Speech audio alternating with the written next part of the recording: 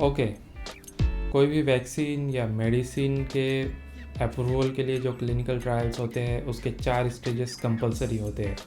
Phase 1, phase 2, phase 3 और phase 4। और ये चारों स्टेजेस हर कंट्री की रेगुलेटरी अथॉरिटीज़ ने जो उस कंट्री में वैक्सीन को अप्रूवल देती है यूज़ के लिए कंपलसरी किए हैं। चारों स्टेजेस कंपलसरी है।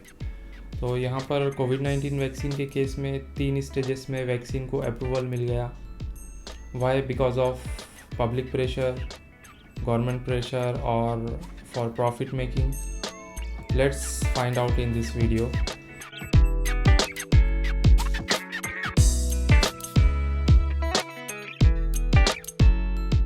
So basically 3 phases शॉर्ट में हम देख लेते हैं क्या होते हैं। सबसे पहले तो सब्जेक्ट को आइडेंटिफाई करने के लिए प्री क्लिनिकल स्टेज होती है।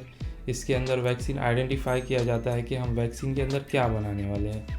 किल्ड वायरस वैक्सीन है, फॉर एग्जांपल एस्ट्राजेनेका ऑक्सफोर्ड ने किल्ड वायरस वैक्सीन बनाई है, एंड फाइज़र बायोनटेक वैक्सीन और मोडर्ना की जो वैक्सीन है वो mRNA वैक्सीन है। तो ये प्री क्लिनिकल स्टेजेस में उन्होंने आइडेंटिफाई किया था। उसके बाद फ़ेज़ 1 स्टडी होती है जो 20 से 80 लोगों के ऊपर होती है, जिसमें बेसिकली सेफ्टी आइडेंटिफाई की जाती है कि वैक्सीन सेफ़ है या नहीं है। अगर सेफ्टी होगी तो ही आगे के स्टेजेस फॉलो किए जाते हैं। Utmost importance is given to safety. उसके बाद सेकेंड फेज़ में 100 से 300 लोगों के ऊपर ट्रायल होता है जिसके अंदर सेफ्टी और इफ़िकेसी पता की जाती है, और फ़ेज़ 3 उसका डोज कितना रहेगा ये पता किया जाता है। तो यहाँ पर हो गया फ़ेज़ 3। लेकिन इसके बाद फ़ेज़ 4 ट्रायल भी कंपलसरी है। लेकिन ये क्यों नहीं हुए? फ़ेज़ 4 ट्रायल ये होते हैं जब वैक्सीन को अप्रूवल मिल जाता है और वो मार्केट में ऑलरेडी यूज़ में होती है। फ़ेज़ 1 ट्रायल के लिए कुछ महीने लग सकते हैं, फ़ेज़ 2 ट्रायल के लिए 2 साल तक लग सकते हैं, और फ़ेज़ 3 ट्रायल्स के लिए 1 से 4 साल तक लग सकते हैं। लेकिन ये तीनों ट्रायल्स भी इतने जल्दी क्यों ख़त्म हो गए? ये गड़बड़ की वजह से हुए हैं या अर्जेंसी की वजह से हुए हैं? जनरली वैक्सीन बनाने के लिए जो फंडिंग चाहिए होती है वो पहले वैक्सीन जो बनाने वाली कंपनीज़ है उनको फंडिंग इकट्ठा करनी पड़ती है। यहाँ पर फंडिंग ऑटोमेटिकली गवर्नमेंट की तरफ से मिल गई। हर गवर्नमेंट ने इसको प्रायोरिटी बेसिस पर इसको फंडिंग दी है। उसके बाद वॉलंटियर्स रिक्रूट करते हैं कि इनके ऊपर ये ट्रायल होने वाला है। तो यहाँ पर वॉलंटियर्स भी बहुत इजीली मिल गए। उस बीमारी से वो पॉपुलेशन जिनको वैक्सीन दिया है एक्सपोज होना चाहिए, तभी इसकी हम एफिकेसी पता कर सकते हैं। तो यहाँ पर कोविड-19 बहुत ज़्यादा फैला हुआ था, तो ये स्टेज भी हमारी बहुत फास्ट हो गई। इन कुछ रीज़न्स की वजह से ये वैक्सीन के तीनों स्टेजेस बहुत जल्दी ख़त्म हुए। फ़ेज़ 3 ट्रायल्स के बाद पूरा डेटा जो भी वैक्सीन मैन्युफैक्चरर है वो रेगुलेटरी अथॉरिटीज़ को सबमिट करता है, जैसे कि यूएस के अंदर FDA। सो अप्रूवल मिलने के बाद वैक्सीन मास पॉपुलेशन को देना स्टार्ट हो जाती है।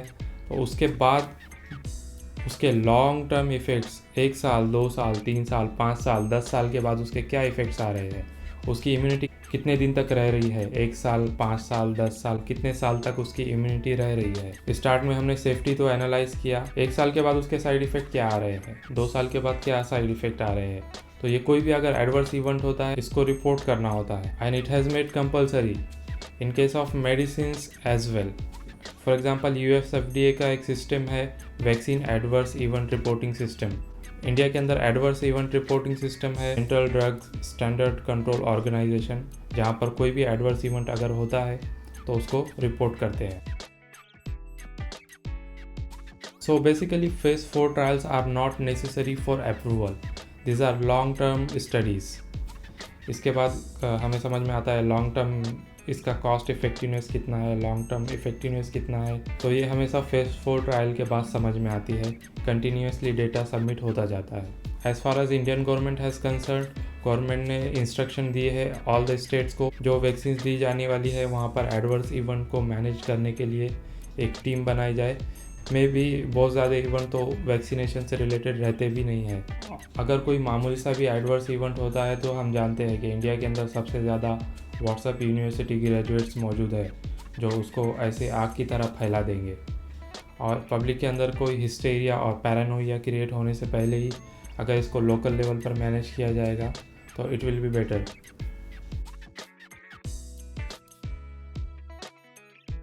And in the last part of this video, I want to congratulate my mentor and my principal when I was graduating, Dr. V.K. Moria sir, for being included in the Stanford University's list of top 2% scientists of the world. And I want to all congratulate Dr. Sang Shetty sir and Dr. Shirsat sir. And when I was watching his live interview, he said हमें ऐसी research करनी चाहिए जिससे public का problem solve नहीं किया तो क्या किया. If any professional from pharmacovigilance or clinical data management is watching, please comment down your thoughts below in the comment section. Thank you for watching my video.